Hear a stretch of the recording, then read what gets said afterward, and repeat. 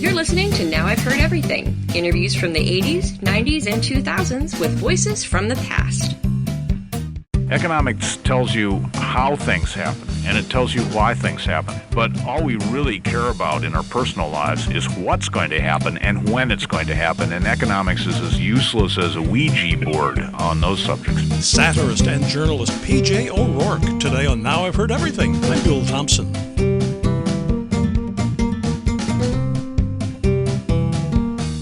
Well, can you think of a drier, more boring subject than economics? And there's a reason that even economists call it the dismal science.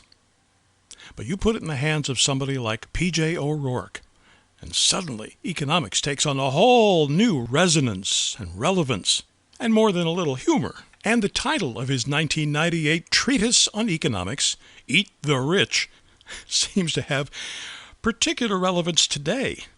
Indeed, the ongoing debate over capitalism versus socialism is as powerful and relevant today as it was when I interviewed P.J. 25 years ago.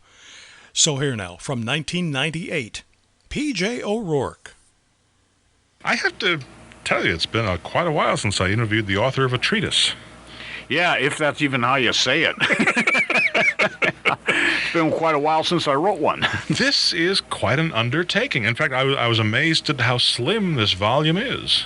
I kept worrying about that. To undertake a subject like economics is sort of like, explaining, I don't even know what, it's what it would, what I would compare well, that to. Let's put it this way. Your book is thinner than the Ken Davis book on the Bible. So it's thinner than the Star Report, and if not quite as racy.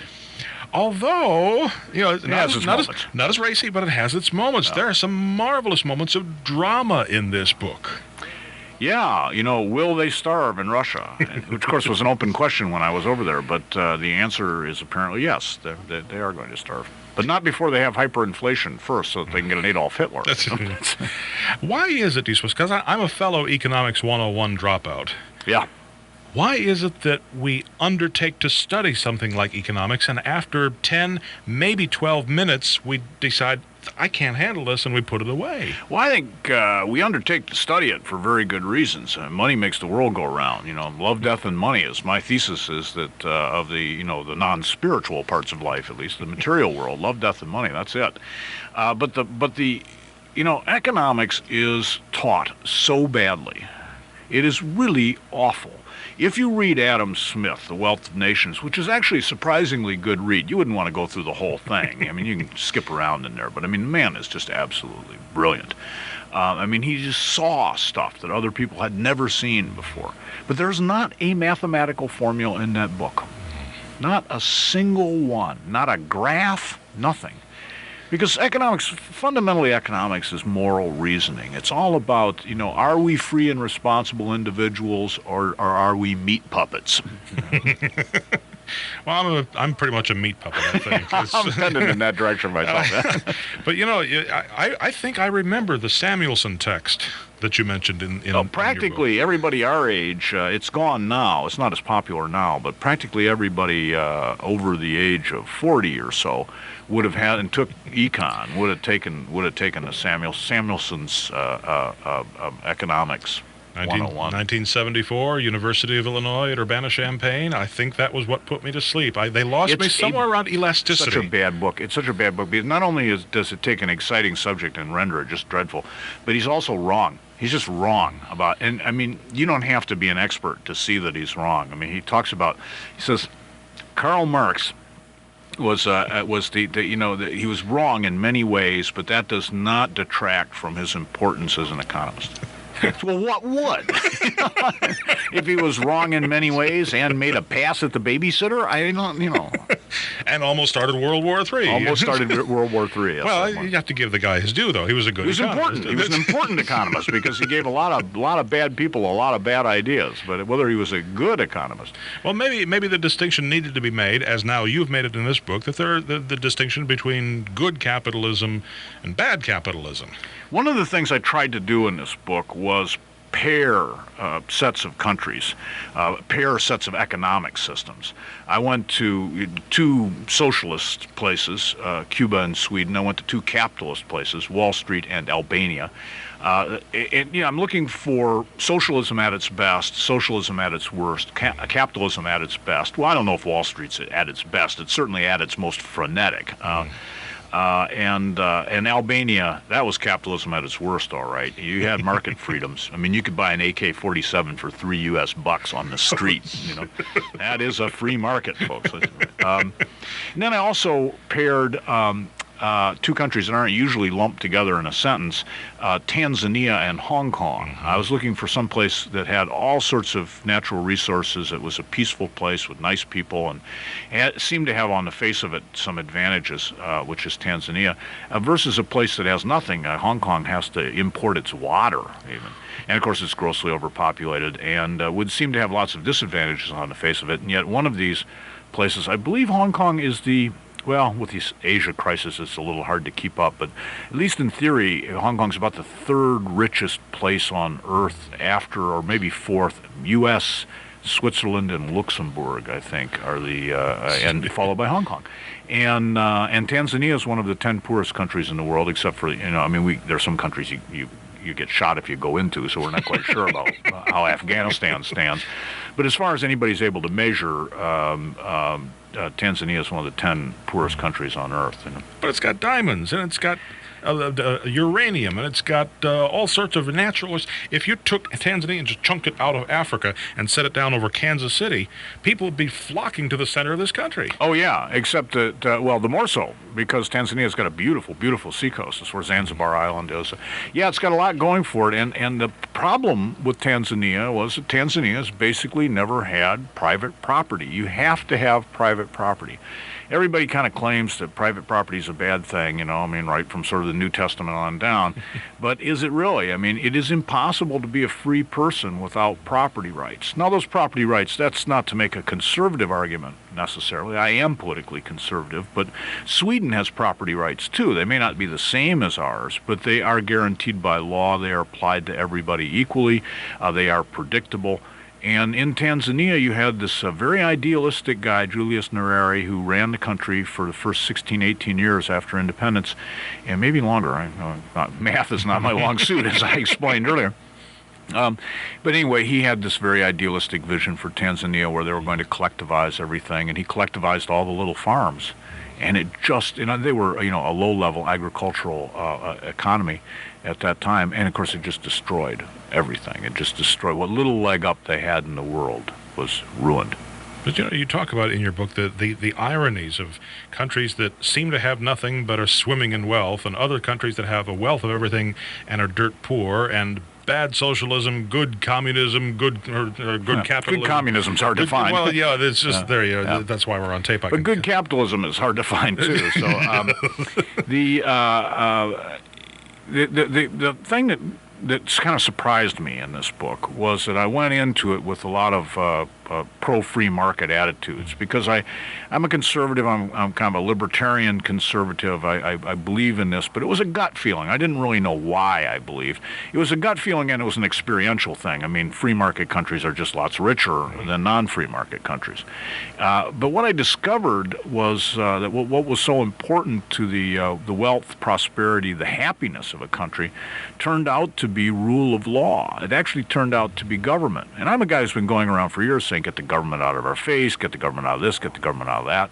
And I wasn't wrong about that, but what I wasn't paying enough attention to, I think, was that the core, how important the core values of a government. There may be a lot of bad government programs, but a government has to be democratic. It has to apply the law equally to everyone, and it has to guarantee you certain rights over the things that you have and the things that you do and the product of your efforts. And if it fails to do those things, the result is Cuba.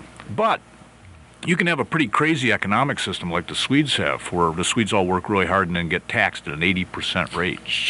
80% of your money goes to the government. But the government gives you back a lot of things. You get a lot of benefits from the government in Sweden, like you get ice skating in July. You know, maybe you don't want ice skating in July, but it's there. It's there for you. And you get, you can take between family leave and medical leave and personal leave and legally required paid vacation. You can get about 480 days a year off work in Sweden. And so you get a lot of benefits.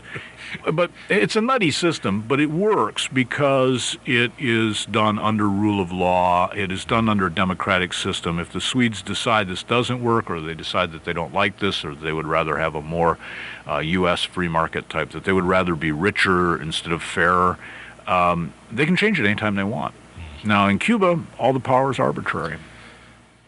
All the power is arbitrary, and as a result, Cuba is a real hellhole, even though theoretically it has the same philosophical system as Sweden. Well, it also struck me how so many of these economies, whether they're good economies, strong economies, or bad ones and weak ones, really are on a very small pivot point. I mean, just a couple of factors one way or the other, and the fortunes could be reversed in a matter of a very short period of time. Well, economies where there is a lot of arbitrary power, which includes corruption as well as totalitarianism, are always very fragile. You may have a very what appears to be a very strong economy, as South Korea appeared to be just very recently, and yet South Korea was riddled with corruption. And it's not the kind of fundamental corruption you had in the Soviet Union. It's not gangsters and stuff. It was collusion between the governments and the big banks, collusion among big industrial cartels. The law did not apply. For instance, the bankruptcy law did not apply if you were a great big corporation. You couldn't go broke. The government would come in and bail you out. You remember the problems we had with our savings and loan crisis, where you had freedom and responsibility. That's a great balancing act. And savings and loan was all freedom. Guys like Jim McDougall, rest his soul, could do anything they wanted with their money, including making some very fishy investments for our president. But he had no responsibility. That money was government insured. And the big cartels in South Korea and many other places in Asia were operating the same way. They had lots of freedom but no responsibility. When you have lots of freedom and no responsibility, you get Albania. You get a situation of chaos, anarchy. When you have lots of responsibility and no freedom, you get slavery, you get a gulag. Well, in the end, if we're talking about our own economy and our place in the economy, does it matter what my stock in IBM is doing on any given day, or does it matter more that my family is able to find a decent job? Does it matter more that I have $150 in my savings account? What are the economic guidelines that I should be looking at to gauge the health of the economy in which I'm living and functioning? Well, oddly enough, the most important thing about the health of an economy is its moral health, not its physical prosperity. If you live under a system which balances freedom and responsibility, which contains rule of law, and which protects your property rights and has democracy, you will be likely, at least in the long term, to have some measure of all of those things that you want. Whether you're going to get them at any given moment, I mean, does freedom and responsibility and democratic government and rule of law protect us from bad luck? Does it keep us from eventually dying? Does it protect us from our own bad business judgments? Does it protect us from various vicissitudes, meteor hitting the Earth, OPEC? No, of course it doesn't. But the thing is, without the freedom of a free market, you will be guaranteed misery. You will be absolutely guaranteed misery. So what it is, we have to set up a moral, intellectual, governmental situation, a civil society that protects those things that we know can be conducive to economic growth, and then we have to work like hell to make the economic growth happen and still keep our fingers crossed. But if we think that we can pick and choose among things, that we can have job security for everyone, at no cost to ourselves, or that we can guarantee everyone a certain income, or that if we think we can organize freedom, it won't be freedom anymore. And once it isn't freedom, we'll surely get misery. Hadn't I read somewhere that the unemployment rate in 1929 was only about 3%, and the economy looked really sound and healthy back then? Yeah, that's probably true. And the Great Depression, that kind of thing can happen again. But if it does happen again, and it will cause a lot of misery, it's better to endure that misery in a free country than to endure it in Siberia. And then people will point to something like Mussolini or Hitler and say, well, totalitarian governments can guarantee good economies. Not if you were Jewish, I'm afraid, and not if you were in one of their death camps. It didn't guarantee that. And as a matter of fact, both Italy and Germany, as they cranked up for World War II, were not very prosperous places. They cooked the statistics, for one thing, and people got shot if they complained.